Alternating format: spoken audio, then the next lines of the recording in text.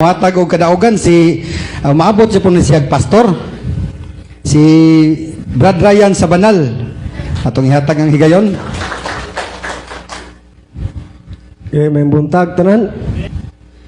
Dalagang Diyos ning sayong kabuntagon karon. Ang akong kadaugan mga igsoon sa diyang wala pa mi nabautismo higyod. Sa dito pa mi sa Camotes wala pa mi moadto diri.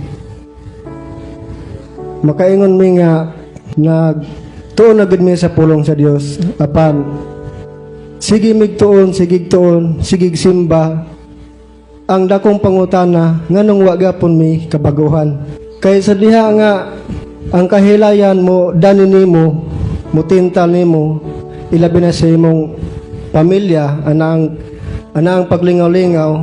So dili mawala diha ang paghubog-hubog, pag-inom-inom, mga kahilayan. So dira mga igsoon, nakapamalandong ko nga Ginoo, sige mig simba, sige ampo, sige basag Biblia, pero nganong wa manggi kabaguhan sa mong kinabuhi.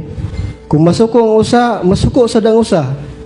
Kuan kay siya nga sa atong kinabuhi ba nga nagtuot og Dios nya ang kinabuhi nato dili makita sa itong kinabuhi ba nga naay Dios nga man.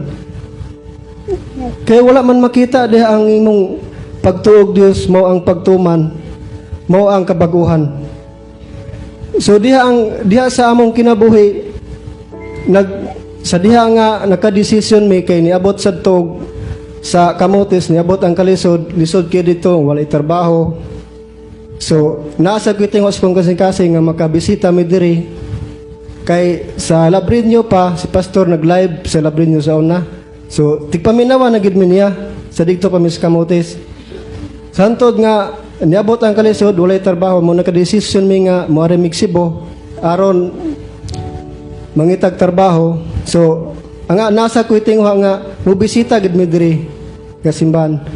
So kato nga punto nagsugod ang among kadaogan sa dihang human gid mi bautismohi. Sa diha nga ni decision mi kay sa wala pagud mi bautismohi, nagsige na migsimbad sa among simbahan. Diha nagsige migsimba nya usaba ang akong asawa maglo istorya mi ba nga man nganong wala man jud ta bag-o nganong sige man ta tagsimba, sige tag kon ba si tagbasag Biblia, magsiring. Yung wala man dyan mabago, kita mabago, masuko siya, masuko sad ko. Nya, wala gid ba? Na, masuko ko, dali sad siya masuko. Wala ikon ba? Wala paubsanay. So, diha ba?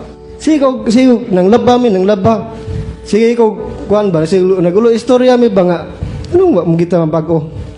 Kaya pangutana ba? So, ako gingging na akong asawa kay ako murag nagitingos kong kasing-kasing nga gusto jud kong mabago.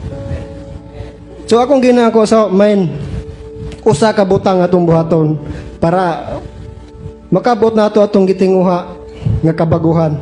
Ako siyang giingnan pabautismo ta. Sumoto nga ni text ko ni pastor na o sa schedule sa wala pa to akong ginan akong asawa nga pabautismo tamay o ingon man siya nga dili pa man ko andam mo na lisod ka dili pa andam mabago. So mo na siya nga akong giampo sa Ginoo, nagampo ko sa Ginoo hunta hikapon mo ang kasing-kasing sa kong asawa nga magpabautismo na gid mi para bangko na mo ang kabaguhan sa mong kinabuhi. So, diya sa akong mga pag-ampo, gidungog sa Ginoo. Kaya sayo sa buntag na siya jud mismo ni text, ni pastor, nga unsa ang schedule sa bautismo. So, mga, mo na to, ni chat na si pastor nga, kung unsang kuan na. So, diya, nakita ginako nga, sa among kinabuhi ba nga, sa una nga wala pa may bautismo iba, layo kay kalahian sa karon. Among mga pangandoy sa una na may mga pangandoy. Pero sa diha nga human jud may bautismo grabe dako ang kausaban Kay kung diin mi na busy sa una, busy lantog salida, busy sa mga kuan ba, mainggi na mong kinabuhi sa una, hiligi ko kayo mga kuan salida. Pero sa diya nga human gyud may bautismo mga games halos di gigaw kalong kasi kog 2 games. Nya inana nga punto nagbasa na kog Biblia, nagsimba na ko, pero wala gyapon na ko ma-apply. So diya human gyud may bautismo pag uli gid namo wala ko kuan kabalos kong gibat kung unsa nga kong gibuhat. Tanan nga diin ko na busy sa una. Ako gito siyang gipang kuan, gipang kuha maragi kuha. Akong ang mga tip akong gipang taguan, ang games akong gipang delete para kay kung buto naon god ang games ug ang salida mo kawat mo naguras. Nya dili ka makatuon sa Biblia ba? Nya ang mong kasing-kasing na sintro ra pyramid dira, natutok ra diya. Unsa man sad pagkabag-o nimo? So dira ako ginanggi kuan tanan, ako ginanggi kuha tanan. O karon akong gipasalamatan ang Ginoo kung giunsa man niya pagbag-o. So klaro jud kayo nga ang bautismo mo jud ang paghinulsol. Kay diya gimi na bag-o. So mo ginaamong gituan nga kung magpabautismo ta baguhon mabag-o kita. So dira nabag-o jud wala kuha gid nakawang mong pagtuo nabag-o gid mi. Nanay mo ingon, nanay mo kuha na mo nga ako mga pag-uli na mo dito gidani ko nila nga tagay ta.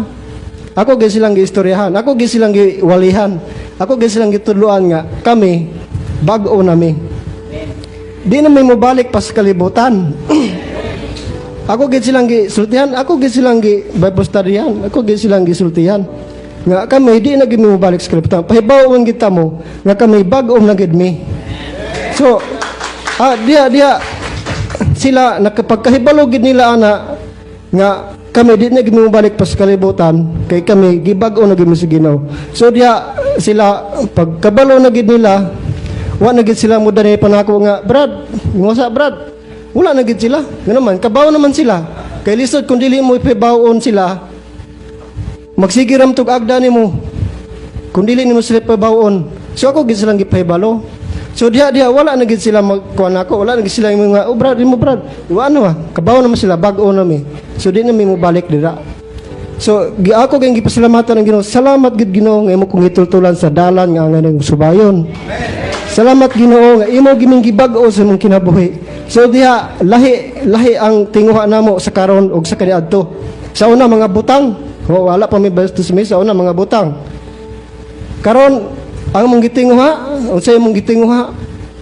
Makatudlo migtaw.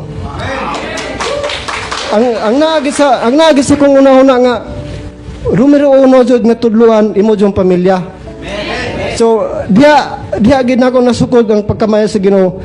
Ako ginasang gipangayo sa Ginoo nga ako Ginoo tudluan ginako sila. So ang akong magulang nasa Inayawan, ako gid silang gibisita dito, ako gid silang tuluan. O karon tulo na ka beses nga ako silang gi-Bible studyhan. O gapasalamat ko sa Ginoo nga sa akong magulang ba naglantaw ko ba nga sa inigahatag na kog verse ba. Maning kamot gid siya nga makita niya itong verse. So naay kuan ba murag na agi tinguha ba ako magulang sad nga makatuon. So first time pag ito nako nga Bible study niya, inighatag na kog verse niya, magkuan gid siya busy, kuan gid siya, mangita gid siya sa verse. So ako man ginang gipanghasot sa Ginoo nga kani Ginoo gusto gyud ko nga ang uban makat-on usab sa among nakatunan. So amo gining gipaambit sad ngadto nila. So mo gina akong gipasalamatan, salamat gid kay Lord nga imo giming gitultulan sa dalan nga imo suban. Mo gina akong gipasalamatan permis sa Ginoo nga iya man gibag-o. Ako gid gipasalamatan ang Ginoo sa kabaguhan sa imong kinabuhi. Ang daw gimaya alang lamang sa tong Ginoo.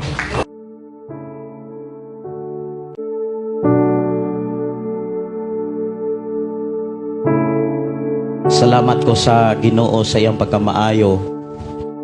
Dili gyud ako kapugngan ang kalipay sa akong nadungog nga mga minsay gikan sa atong igsuon nga si Brad Ryan sa Banal. Tungod kay sa akong ginabuhi sa dihang may desisyon ko sa pagpangalagad sa Dios, gibutang sa akong kasing-kasing ang pagtudlo og tao aron siya makakaton sa pagpangalagad sa Ginoo.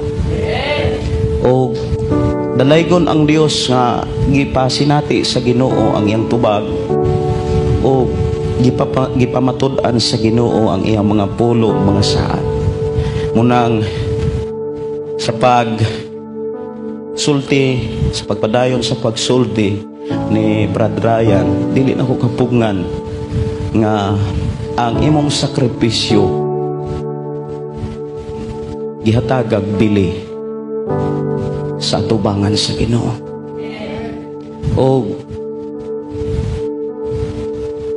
dili na ko kalimtan ang giingon diha sa Juan Kapitulo 15:16. Dili kamo ang nagpili kanako, ako ang nagpili ug nagtudlo kaninyo aron maglakaw, manangyaw sa pagkamaayo sa Ginoo.